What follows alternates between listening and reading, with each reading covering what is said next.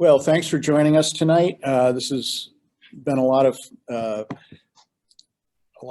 fulfilling time preparing for this presentation on America and the Holocaust, which is a book project that I illustrated. It was authored by Dr. Barbara S. Burstin of the Pitt and Carnegie Mellon History faculty.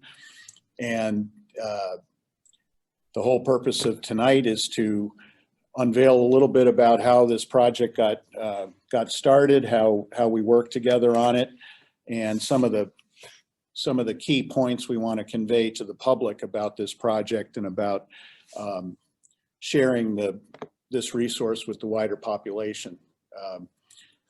The book, America and the Holocaust, was published in August of 2021, and Franklin Trust Printing was the printer, and the book can be ordered from the website americaandtheholocaust.com for only $5. So at the conclusion of the presentation, there's a couple of slides that repeat this information if you want to write it down and go ahead and order it. Thanks for being here. I'm an illustrator, and what I want to do tonight with this talk is present a little bit about what illustrators do, how I fit my talent into this project, and hopefully you learn a lot about how something as complex as this book gets put together. This is the wonderful Dr. Barbara Burstin, who is the author of this resource, America and the Holocaust. The book, 32-page illustrated book. I'm going to discuss the mission in a moment, but this is what the cover looks like. So you see a scene that I created, and also some provocative questions on the front cover that point to the mission on the inside. On the back, we talk a little bit about Barbara as the author and her long career as a writer and a teacher, and some of the themes of her ongoing concern, including bigotry and prejudice, the Jewish population in Pittsburgh, and also racial prejudice in the United States.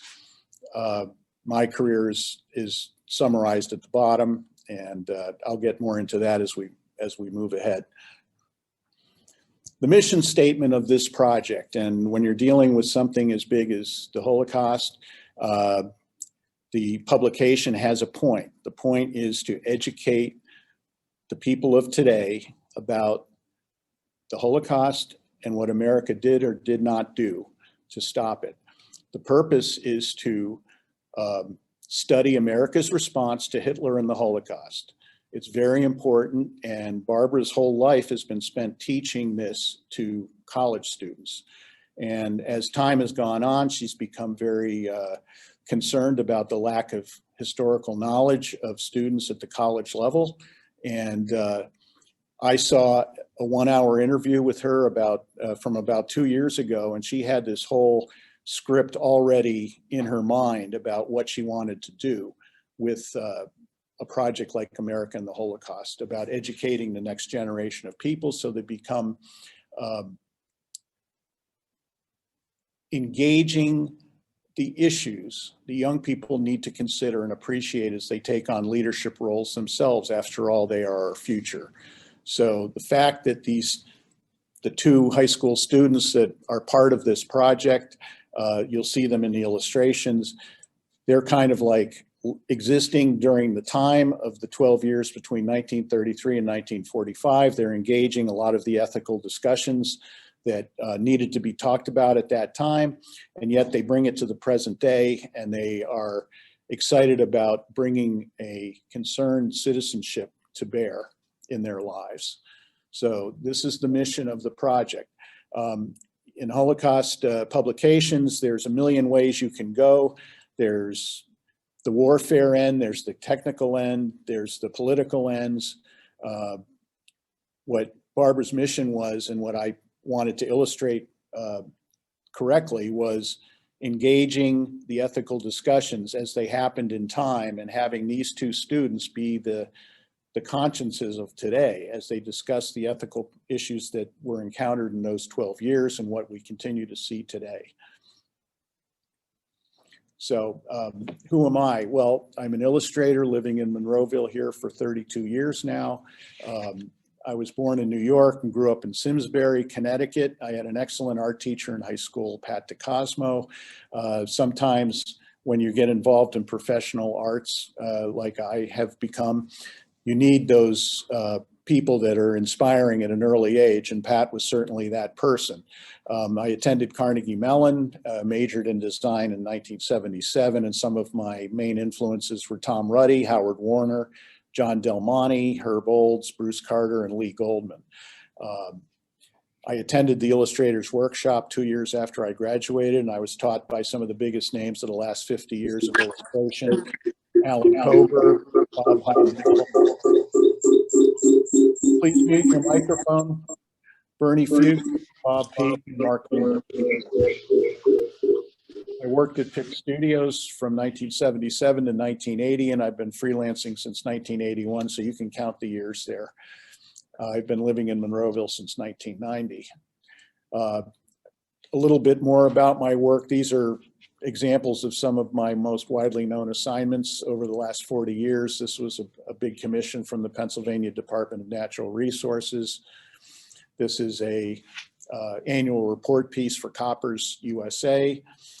I think one of the things I get called upon to do is take a lot of complicated information and distill it into unique images. This was a piece for UPMC, working off the words commitment, quality, passion, and innovation. This was a science educational piece for Houghton Mifflin, life cycle of a bullfrog. And a lot of my work is musical projects, often dealing with historical music, in this case, the Carter family from the 1920s. Clients include the Wall Street Journal and County Records for this one. Uncle Dave Macon, another county RCA reissue. I'm very comfortable with looking at historical references and bringing them to life as illustrations. Here's another one on the very important Robert Johnson. This was for a guitar camp in Ohio that's run by the former guitarist with the Jefferson Airplane, Jorma Kekkonen. And this was for a poster and for a book cover for them. And now in the last 7 years, I've had a retail poster business online, which has a worldwide clientele. And this is an example of what I do for my own self-defined projects. A lot of history, a lot of Americana. Here's one for a DVD cover. Now, I would say that over the course of my career, maybe 25% of my income has come from music projects. So it's, even though I promoted a lot, it's not been the major source. Most of my income has come from corporate work and publishing. And speaking of publishing, I've done a series of book covers recently for Mel Bay, including this one. Now, how did Barbara find me? Well, everybody who's in on this conversation shops online. And who am I trying to reach? I'm trying to reach creative directors, writers, publishers, design directors, and art directors. And how do I do it? Well, I promote online and I promote through traditional advertising vehicles, just like any other small business. And this is the homepage of the wonderful Pittsburgh Society of Illustrators, where about 160 of us gather together in a society of mutual support. And we've created this online resource that brings buyers to our website, and you can search style or you can search subject matter. And there's keyword searches that you can do. And one of my colleagues, Tim Manise, recommended to Barbara that she investigate my work. She looked at the Pittsburgh website, So you see, this is the home page. This is what my page looks like. If you click on Fred Carlson, you get these images coming up. And so this is just a way that all these thumbnails can be clicked on online, and they get big so the art director can see details. So this is my page on the PSI website. And now this is my Carlson Studio page, which is the page I maintain separately for my work. And if you look at the bar across the top, there's an online shop you can link to, or my illustrations. And when you click on the bottom under what's new, I put on a recent project there with a small blurb, and that gets changed around quite often. Then when you go to the illustrations part of the web page, you get these almost animated series of images for 5 categories. I promote portraits, corporate, hand lettering, nature, and music. And when you go to each one of these categories, you get almost a slideshow of all my samples. So when Barbara investigated my work, she would have looked at this and looked at the PSI site. I gave her recommendations for 3 or 4 other illustrators that I thought could do the job as well. And I wanted her to be sure of who she wanted to do this project, because it was very big, very complicated. And I wanted her to be happy with the final product. On my site, here's a selected client list of who I've worked for over the years.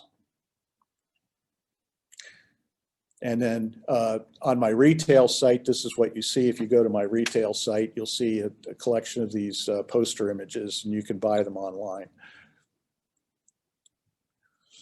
So we get to the fact that Barbara's picked me as the illustrator to do this project.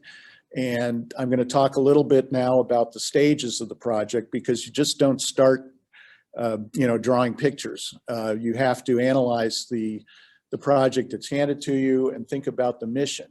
And our mission is to create a softcover illustrated graphic novel that will edify high school and middle school honors and AP students to further investigate the role of America during the Holocaust era, what could have been done, what couldn't have been done, what was done.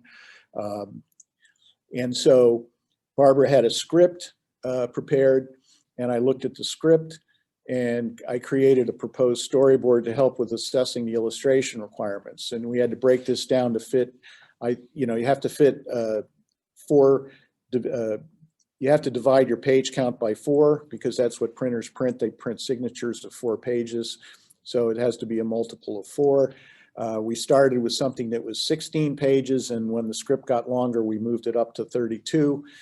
And so at the end of the presentation, I'm going to show more about storyboards and some of those layouts. But all this stuff has to be figured out very deliberately, because the script needs to work throughout the whole thing. I have to make decisions about how the narrative flow is going to work, how much is military, how much is personality and portraiture, how much is the kids talking about the issues. It all has to work together, and you have to leave room for the text. So this is, a lot of juggling going on. So it's almost like storyboarding a movie. So I did a loose storyboard for Barbara. She agreed to proceed with that. And I talked about the reference materials I'd need to get for the details. So when she agreed to move ahead with the budget and the storyboard, then I started hunting for reference, and the tighter layouts start. So here I am in reference gathering, and I'm just going to show some examples of some of the political portraiture I found in public domain. Here's FDR, who was illustrated 8 or 9 times in the booklet. Here's Hitler, who's illustrated 8 or 9 times in the booklet. This is Raoul Wallenberg, the Swedish diplomat who tried to stop the trains out of Hungary from going to Auschwitz in the last year of the war. And he gave up his life in the quest to save these innocent people. This is typical of the maps I would gather, and I would need to know a lot about references in Barbara's script to some of these cities and some of these areas. And this helps me organize what I want to do to describe the military movements that happened in there.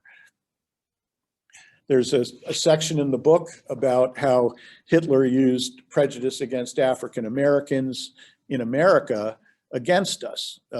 Every time we criticized his regime, he would push back and say, "Oh, look what you're doing to black folks in the United States." So he knew our politics very, very well, and this was a battle all through the 30s.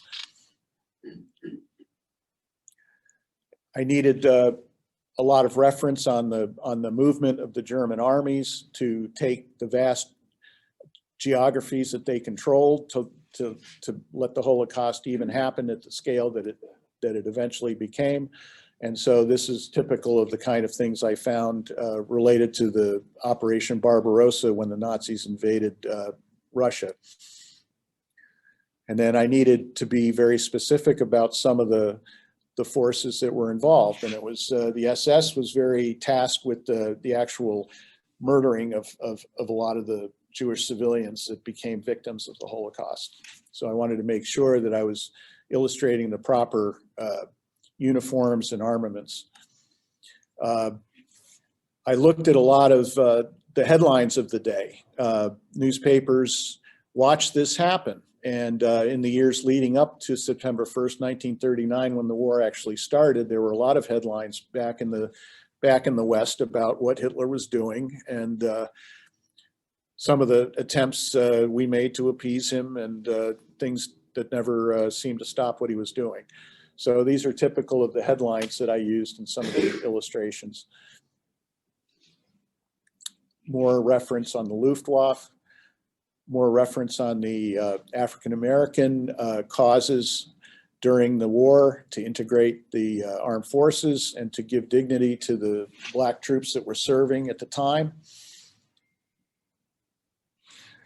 This was typical of the shots of the judiciary.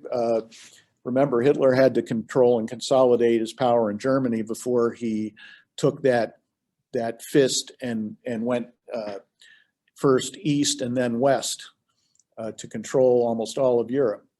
And this was a reference shot of the quote, they were called people's courts that the Nazis controlled, and that they enforced all the anti-Jewish laws that became part of the law code of Germany in the mid to late 30s.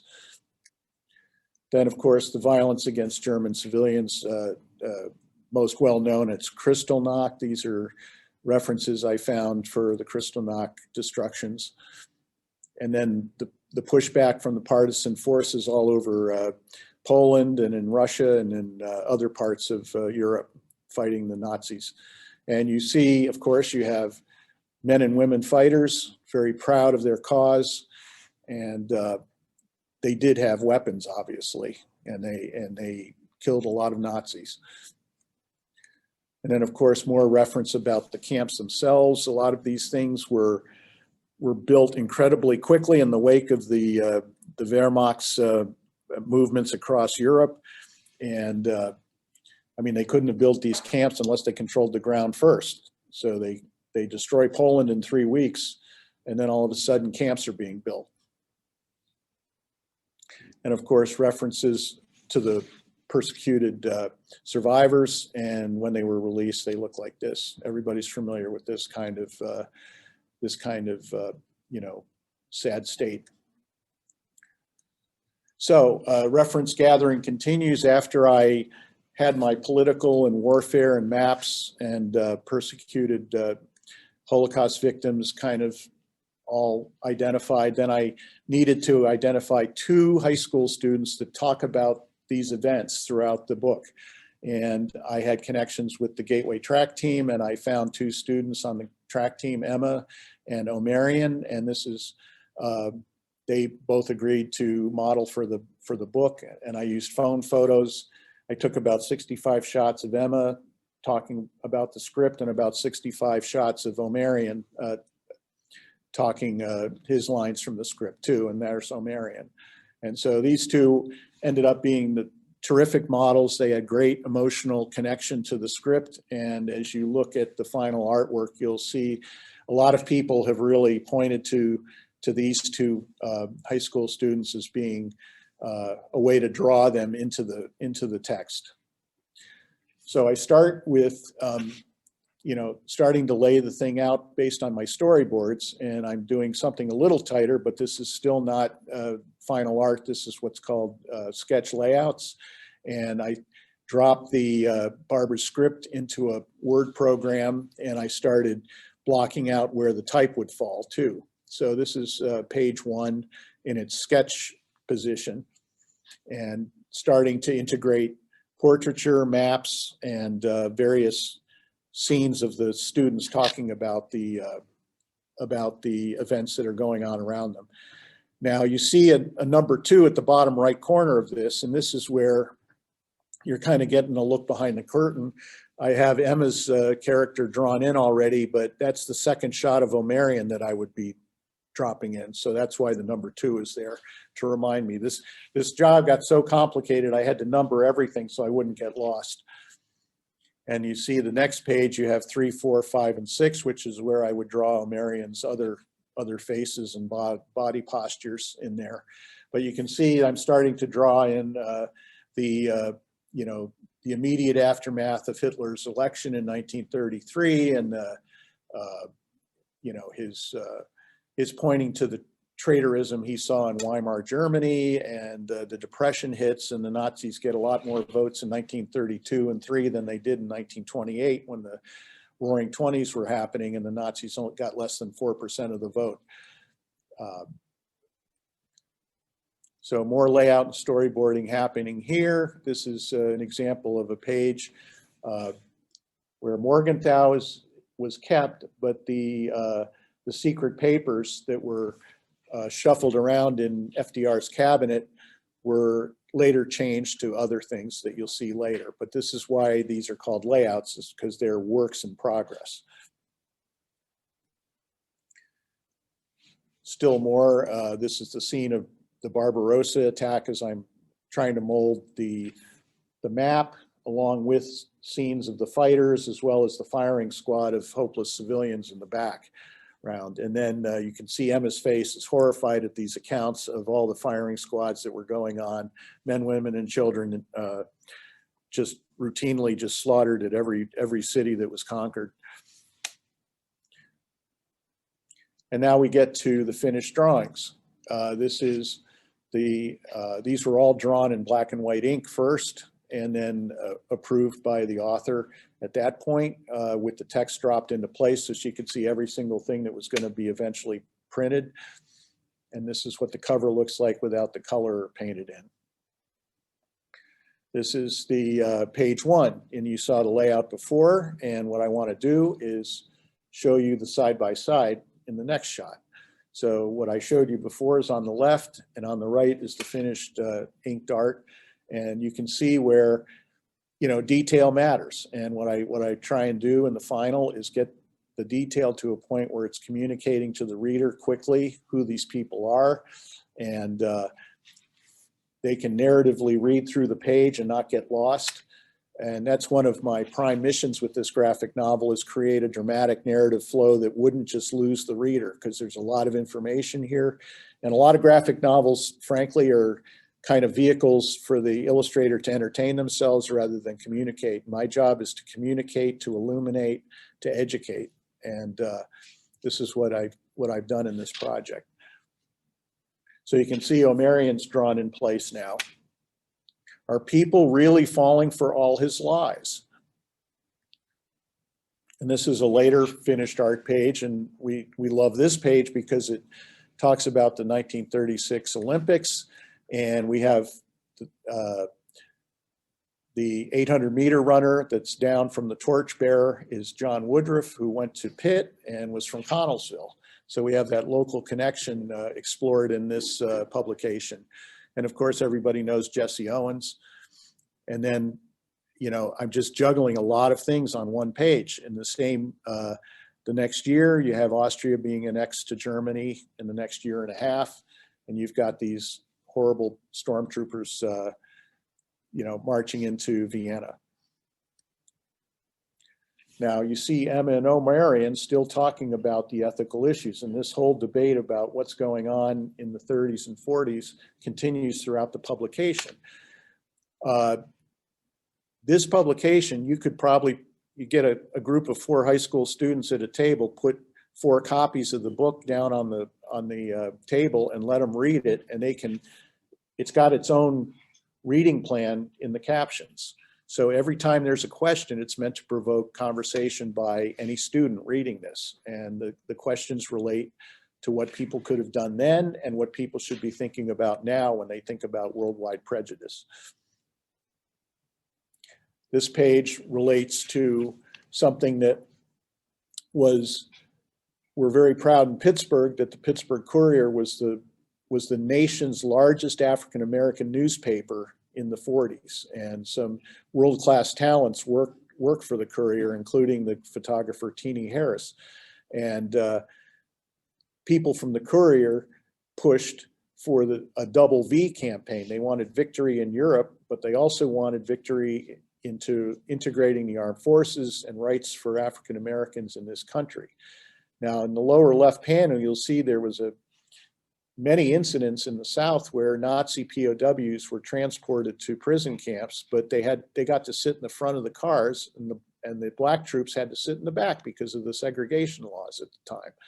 And this is just, mortifying to us.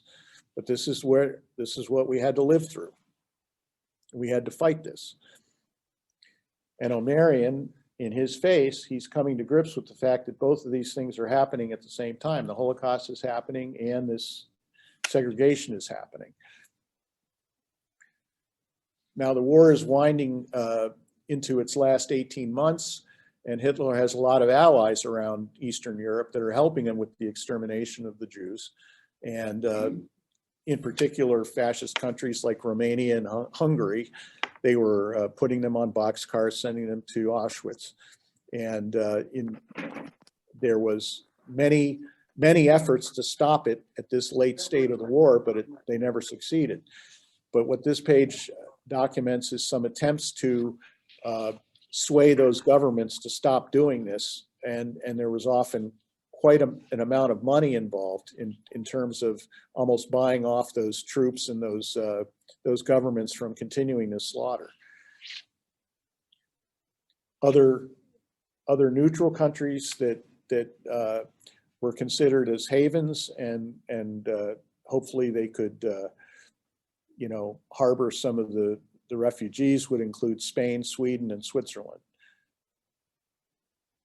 Now the war is coming to a conclusion. FDR dies, the Germans surrender, the camps are liberated, and Truman takes over, and then the Japanese surrender from the A-bomb blasts over Hiroshima and Nagasaki. So this concludes this horrible period of human history, and we have 6 million Jews being recorded as being exterminated. 2/3 of the Jews in Europe. Now, you've seen some of the black and white pages. Once those were okay, then I start painting in the color.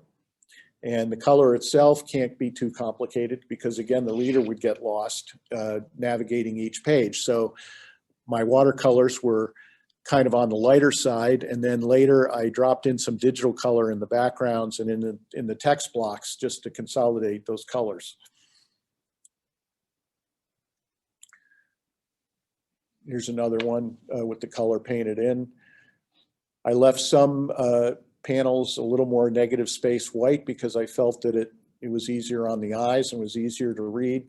And again, you want the reader to read through and ponder both the narrative blocks and the word balloons. So you've got to just be very light with your whole touch and let the reader absorb all these things.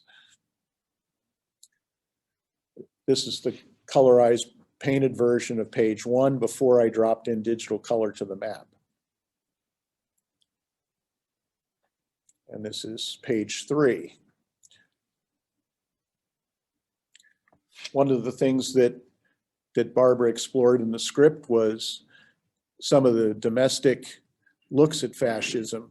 Sinclair Lewis's famous book and then later a play, It Can't Happen Here, explored, could America fall to this kind of totalitarianism? And then Henry Ford was, besides being the nation's largest employer and patron saint of Michigan, he was also a ridiculous anti-Semite. And he spent tons of his time publishing anti-Semitic magazines and publications. It was a disgrace. Here's another example of a finished painted panel. Includes the Japanese attack on Pearl Harbor. Hitler declares war on us one day later. Meanwhile, the firing squads are still in force 6 months after Barbarossa started in Russia.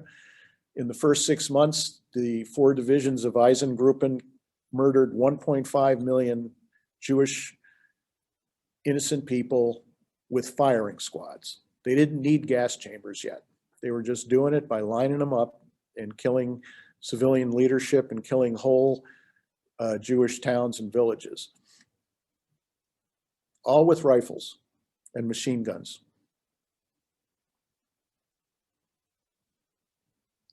This is an example of a page late in the book where again, the camps are being freed. There's some final late action trying to save Jews in Europe. Just way too pitifully, too little, too late. And of course, the United States forces find such horrible scenes as all the bodies piled into boxes like that. Eisenhower called in the photographers and said, nobody's ever going to forget this. They won't believe that what we saw. So it was photographed and recorded for all time. Finally, the book comes to a conclusion. I use the rhetorical artistic flourish of Hitler, a photograph of Hitler burning down as he basically burned down Europe, burned down the Jewish population, and burned down Germany, all to satiate his own twisted ideations. And Omarion and Emma are all excited now that they know a little bit more about what happened and what they can fight to prevent something like this from happening in the future. They're not going to be bystanders anymore. They can do it together.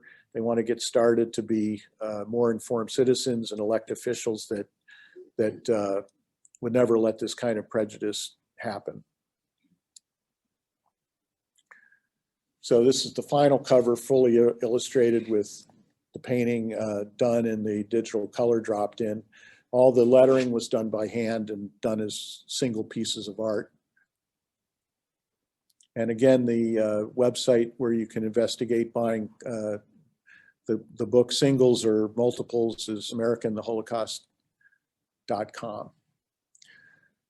And for more information, again, this will be in a recorded video that we will send out to anybody who requests it. I've got about 50 people who want this thing later on, but you can order the book.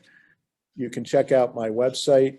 You can check out my retail sales site, and you can also I highly suggest checking out the Pittsburgh Illustrator's website. There's such incredible talent here. It's amazing. And then other books by Barbara Burstin can be acquired at the www.sophiemasloff.com website. That's her big seller, along with her other academic books are available there. And I thank everybody who wanted to be a part of this, and for Corey Little for setting it up through the library. And now it's time for questions. And I'm going to show some things on my screen, Corey. Is this a good time to do that? I have some of these at-hand things.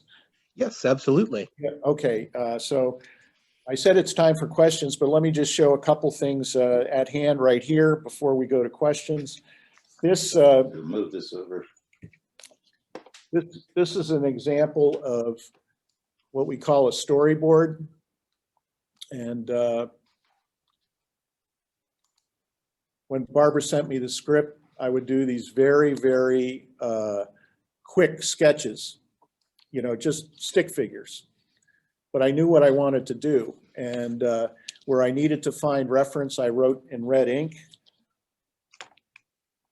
This is what I did when I photographed Emma and O'Marion. I made little notes to myself what line of dialogue they would be speaking. And I had them, when I had them in my studio, I had them recite each line they were going to say at least 3 times so that they could be emotionally connected to the line they were saying. And then after they practiced it 3 times, I say, okay, now say it with feeling, and I would just take 1 shot, and it usually was perfect.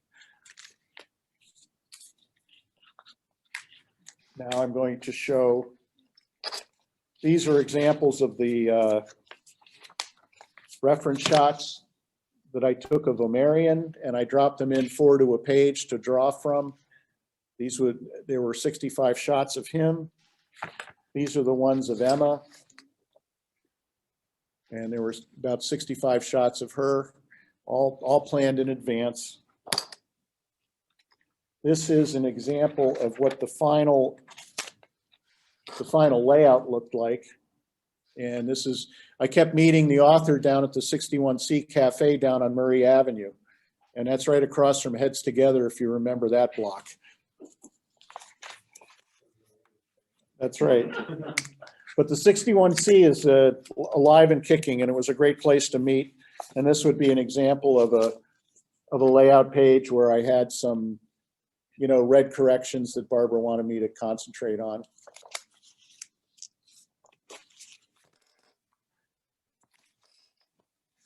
And we finally get all those black and whites approved. And then this is, I made a full dummy of the whole thing with some of the washes in place. So she could take this with her and review every single page and every single bit of text. At this point, she was dealing directly with the printer on any text revisions that were coming in. And we were able to keep the text exactly as she liked it.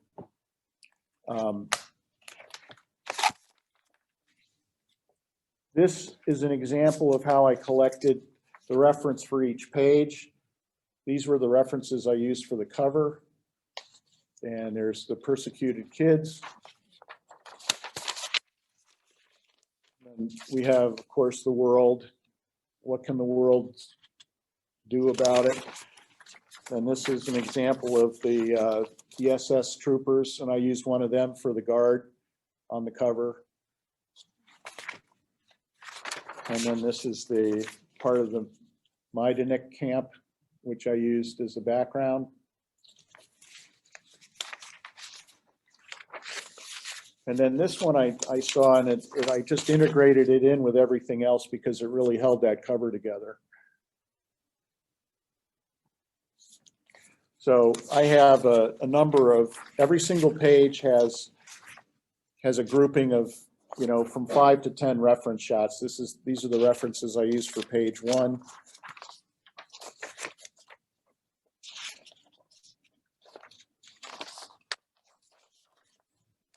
So there's a lot of work involved.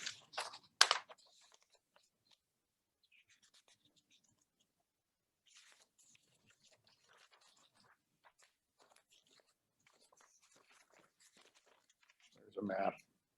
Anyway, I showed that one earlier, but you get the idea. This is all the references that I used in this project. So there's a lot of work. How long did it take to do? 2 months, 10 months?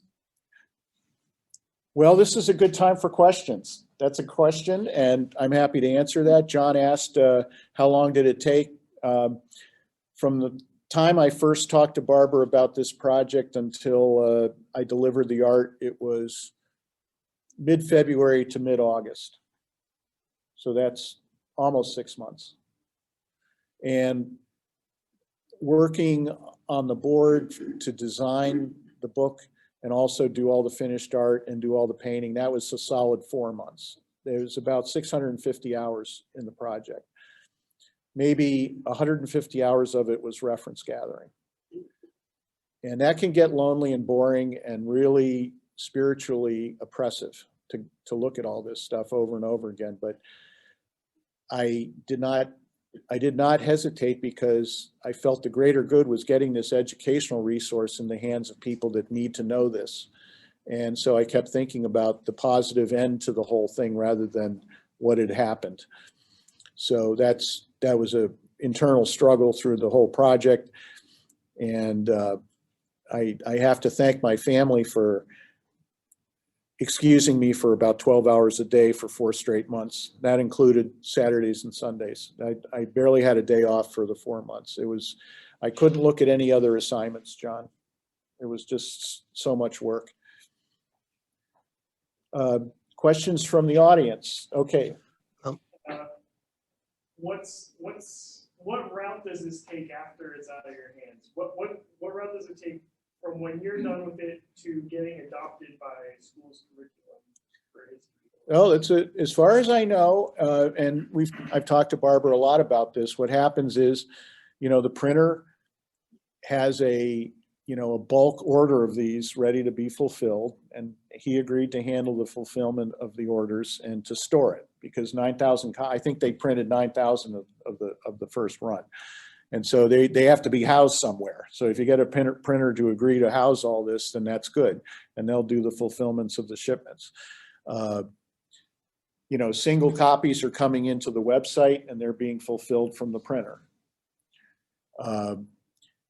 As far as copies in bulk, they are still, in the process of being organized, and they have to, of course, have official purchase orders from school districts and this kind of thing. And so there's like a time lag that happens while all that happens. So what's happening now is the group Classrooms Without Borders is marketing this quite hard, and the author is doing it, and I'm just trying to spread the word as much as I can through various networks and just seeing where it goes. But this becomes a kind of a long-term project. The product's in hand. It doesn't really have a shelf life that's, it's not going to go out of date. So when people want to order it, they can either do it through the website or they'll get a hold of Barbara and do an order that way. Any other questions from the gathering here? Yes, Jim. You obviously have a lot of portraits, a lot of figures. This is kind of a hard question. Did you have a way of consistently using the same paint? Did you set a palette aside for flesh tones, or did you just? That's a good question. I would paint all the flesh tones in one time, and I would paint all the flags the same time. And you have to kind of systematize all that when you're doing a sequential project like this, because you've got to make things match as much as possible. And I didn't want to overdo the digital ads. I just wanted to simplify some of the backgrounds and the maps for clarity. It's really just the color areas of some of the type and a couple flags. Right, right. Fred, this is John again. Growing up in the 60s, I would read all the Batman and Superman, Captain America comic books, and I was fascinated. It was perfect for a 5th, 6th, 7th, 8th grader to read about. And they sprinkled the Nazis, the bad guys, the heroes, the Lone Rangers, right, the Battle of Hastings, all those sorts of things in there into those comic books. And I was being educated, but I didn't realize that because it was such a fun book. Your book seems to take that same route with the avenue of the two explainers, right, the young boy and the girl, reacting to these history lessons. And so I commend you for doing that. I hope it really turns out to be much, much better than online Facebook, social media, Twitter stuff, because this is actual, real learning going on here. That's what I like for the research. Well, I think John's pointing to something that I want to comment on. The craze in graphic novels has grown over the last 2 or 3 decades, and they kind of came out of the underground comics movement and the comic book movement. There is a whole genre of Holocaust first-person accounts in graphic novel form. What happened with our project is this is a much more complicated project, I felt. It's not really first person like a survivor's tale would be. And there are good publications with survivors' tales of the Holocaust in graphic novel form. This one is more about the whole 12 years and all the ethical issues that happened during those 12 years and how they're relevant to today. And the mission is high school and middle school. Now, when I talked to Barbara about doing this project, I'm an illustrator, I like to illuminate, but I'm also a reader. And I kind of rue this stretch of our history where we actually have to use comic book gimmicks to get kids to read them. But in talking with Barbara and talking with Classrooms Without Borders people, they convinced me that what we're approaching is reluctant readers. These are people that are young people that they've grown up with, handheld phones and laptops, interactive gaming, everything's animated. It's a different knowledge base that they're acquiring, and quite frequently they're kind of slipping through the cracks and moving up into their upper levels of public education without really reading very much. And so the traditional methods of educating people in book form, they're not reaching a lot of people, and these are called reluctant readers. And the more I thought about it, I thought, well, then if this graphic novel reaches a lot of those reluctant readers, I want to be a part of it. And I want to, again, I'm thinking of the positive benefits at the end of the project. I'm not thinking about my own selfish needs here. I'm thinking about what the project needs to be effective at the end. And I think we got the right combination of emotional identification with the two kids, John, as you mentioned, Emma and Omarion, and we've got enough of the bare bones about what happened politically and in warfare during those periods, and then the obvious, iron fist of the Nazis that persecuted the Jews to the Holocaust state. And this is all covered in the book. Hopefully, kids that read it would learn more about World War II than they knew about, or learn more about the Holocaust, certainly learn more about the issues involved with prejudice, and learn more about America during those years, because there were a lot of problems here. And like I said, Hitler knew our politics backwards and forwards. He knew it better than our people did. And it kept us back on our heels. We weren't aggressive with the guy because he would shame us with our treatment of African Americans. I have a couple Corey, questions are from there the chat. any questions on the chat line, Corey? Absolutely. Can you hear me? Yes, I can. Okay, so one of the first questions was someone noting that one of the things that they had learned was that Roosevelt was not helpful when, refugees were seeking to come into America. Does that come across in your graphic novel? Can you speak to that? Yes, I can. We're talking about one of the more classic cases was the St. Louis, the ship from Hamburg that had about 1,000 refugees on it, and they were not allowed to land in New York or in Miami. They were promised they could land in Cuba, and they weren't able to land there either. And before they knew it, they were running low on fuel and had to go back to Hamburg, and everybody got killed. So this is that's a famous case, but there was the issue is Roosevelt had to deal with Congress, and there's an anti-immigrant coalition in Congress. They did pass some very kind of superficial laws that allowed some expansion of quotas from those countries to allow more Jews to come in, more Austrians, more Germans. But it was a drop in the bucket compared to the real needs. And Roosevelt's hands were tied because of division of powers in this country. He's an executive. Congress, is power of the purse. And there was a large isolationist segment in this country that did not want to get involved with another European conflict after World War I. And it took the Japanese invasion for us to get by that. And that's really, I think one of the main lessons of the book is that Hitler was able to concentrate German power by taking over all the branches of government. and courts and police and army. So whatever he thought, he could execute. That wasn't the case in the United States, nor is it now. It just can't happen here. It's the division of, we might fuss and fume that, oh, our political agenda isn't being carried out, but really it's a division of powers here. We got a court system, we got a Congress system, and we have an executive branch with bureaucracies that are managed by the president. And the armed forces are clearly a part of the executive's command structure, but their power of the purse is through Congress. And so as long as you had this division of sentiment in this country, Roosevelt couldn't do a lot of the things that he wanted to. So I'm speaking extremely quickly over the script. If you read the book, a lot of Roosevelt's planning is described in here, both as successes and failures, but it's not for his lack of trying. But he had people in his own cabinet that were lying to him, and he had people in his own cabinet that were anti-Semitic. So, there you go. He faced kind of a real world of swirling opinions, and we were an ocean away from over there.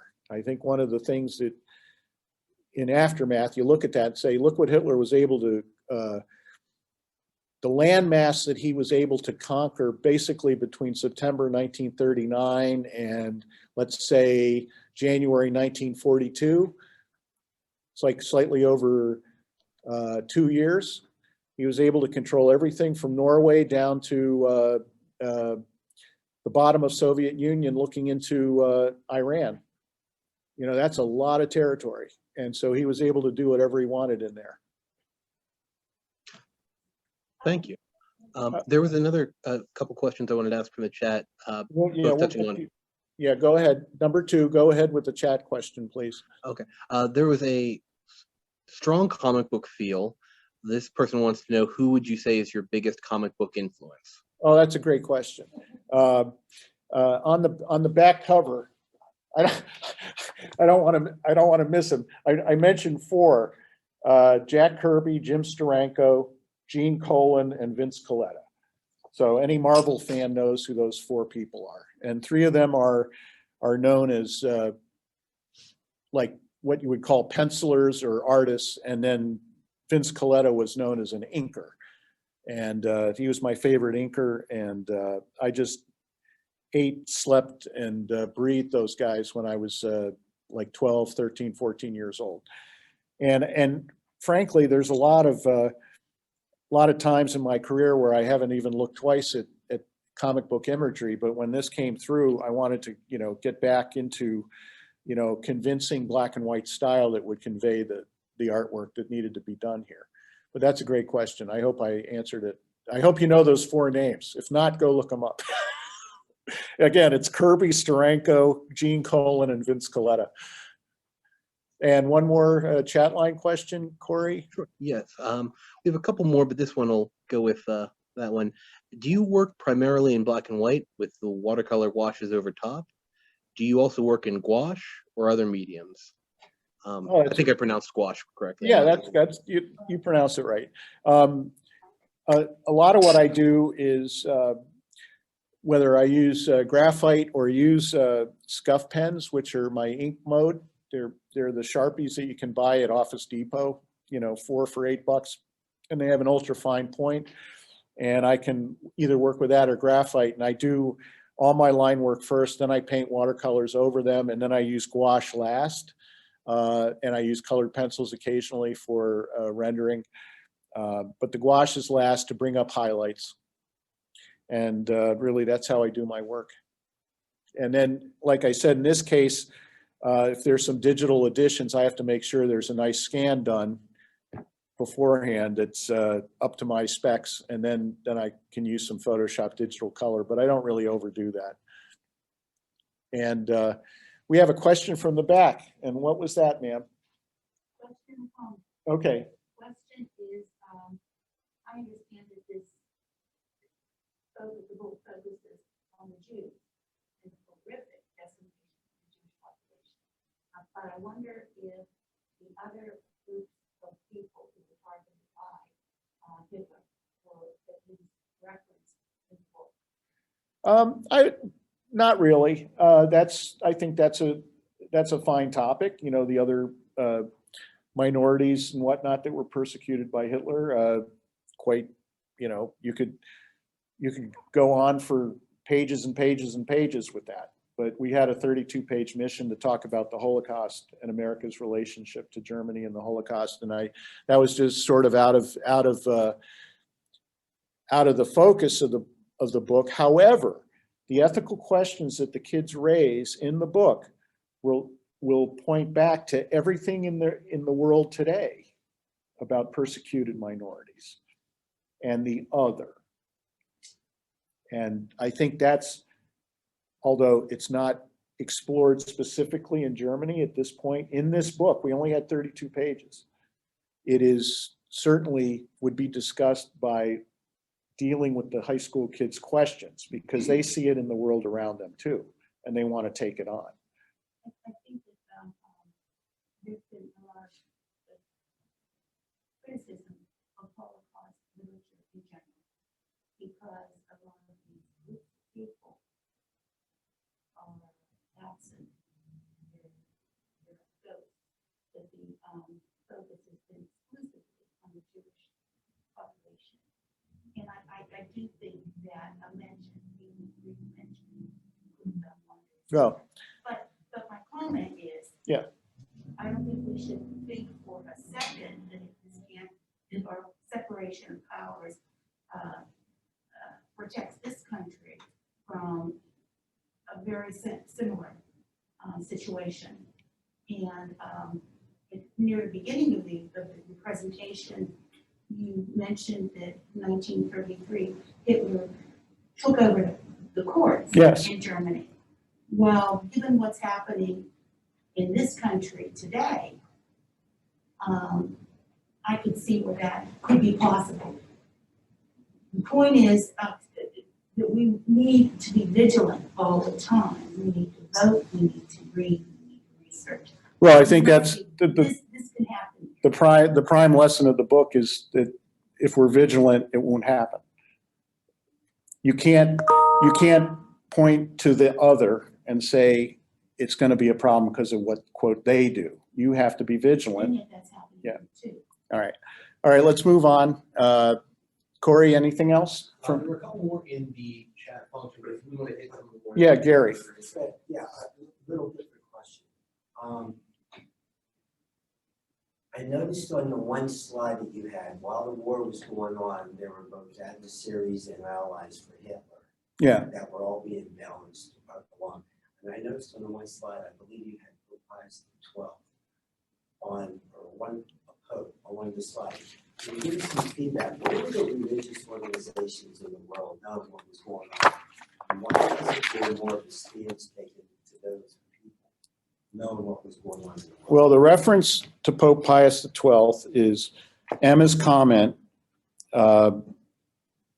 She's saying we could try to set up some temporary havens in the US and maybe elsewhere. It could get help from the neutral countries like Spain, Sweden, Switzerland to take in whatever Jews can get there. It can get the Pope to condemn the killing of the Jews. There are things the board can do to try and make a difference. And this was all the US Rescue Board work. Now, there were, there's accounts of the Vatican moving Jews through the Vatican to save refugees. And the guy gets a lot of bad press because they didn't think he did enough. But the Vatican City Swiss Guards are not going to be able to do much against the Wehrmacht, so it's like a death wish, and plus he was surrounded by fascist Italy. So, and Mussolini wasn't toppled till late 43, as I recall. So,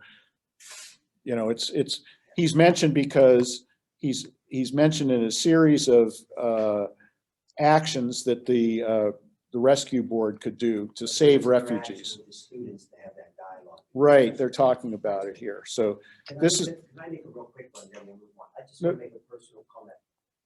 I've known Fred for probably almost 20 years now. I had a job at KLU PA about maybe 12, 15 years ago, working in a program that was a startup program. And Fred did an illustration to brand our program for the university. So we had posters, we had it on our website, we had it for marketing material. And I would like to think some of his illustration work helped our program grow. We started a program with like 12 students, and within a couple of years, we were over 150 students. And I would like to think Fred, that illustration was part. All I can say is, Gary, Okay, that you know my address. We got a lot of work, we got a lot of business. Thank you, thank you. I'm sorry, because we have people who are listening online, they're not able to hear what we're saying Okay. back here, so if we have questions from here. Repeat it. Read and then, yeah, Right. please. Okay, Gary was mentioning a job I did for CalU maybe 10, 12 years ago, and it was successful. So that's good feedback. I like success.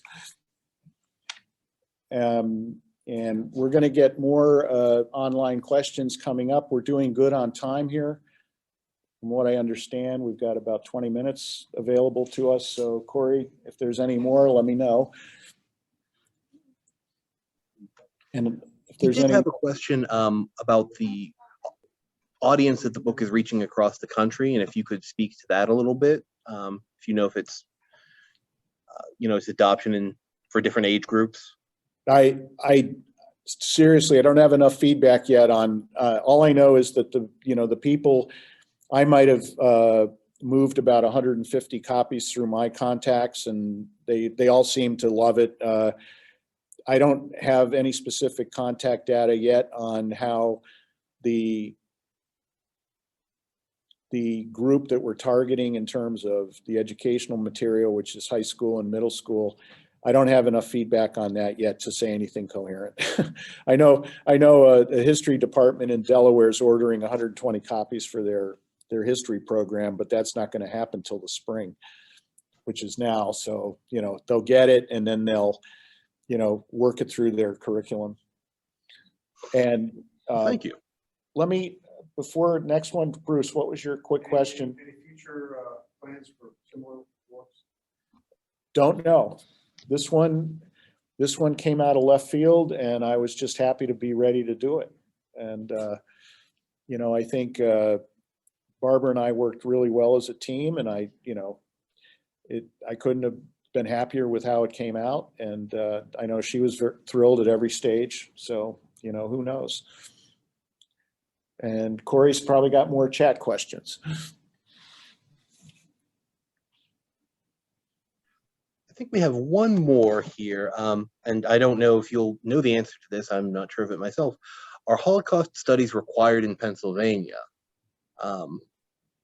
The person mentions that this would be great for including in required reading for students, but I don't know the answer to that question. Yeah, I don't. That's a pretty specific topic. From what I've heard, even like 20th century history is not, everywhere. Gary, do you know something? That they're tied into school district standards on curriculum, and right. And I know that if you looked at a particular school district website, they would say, okay, if you're going to graduate from Gateway, you have to take this and this and this, and they have basic requirements. I'm not familiar with gateways, for instance. Right, the topical areas, they have to address the curriculum to those topical areas. So we've been promoting all along the fact that this resource, America and the Holocaust, would be directed to AP history and honors history. And I did get some feedback that they felt that middle school students, that it would be like a little challenging, but sometimes they're more receptive than high school students, and they're more like sponges. So my friend Jack from Westinghouse told me that he had feedback from a 12-year-old nephew or something that, he really liked it and learned a ton. So, it all depends on the inquisitiveness of the student, certainly. So if you want AP or honors kids dealing with this, certainly they're under the guidance of more aggressive teachers. and more substantial teachers than just academic history programs would be. So that catches us up on questions in the chat. If anybody would like to add any more, they can feel free, or people can ask questions in the room. Otherwise, we'll start to wrap up, I suppose. yeah, I just want to close by saying that you know, we had a specific mission here, and I hope that the audience learned a lot about how something like this gets created from the art side. And that was my goal as an illustrator, is to do this job to the best of my ability. But to do something this complicated takes a lot of homework. And so I hope that people get a feeling for the research that's involved, and the kind of planning that's involved, and the kind of collaboration with a writing team that was involved. Barbara had other people that she used kind of as a feedback loop for the various stages too. So I just thank her for her wonderful patronage in this project, and her dedication to making sure that that the student population out there has a resource like this that can benefit them. So I appreciate everybody's time tonight. Thank you for being here. And to those who weren't able to see this, this will be a recorded link that I'll be able to send out to all those people who requested that specifically. So I guess thank you for your time tonight, everybody. And thank you to Corey in the Monroeville Library for setting this up. It was great. Thank you, Corey.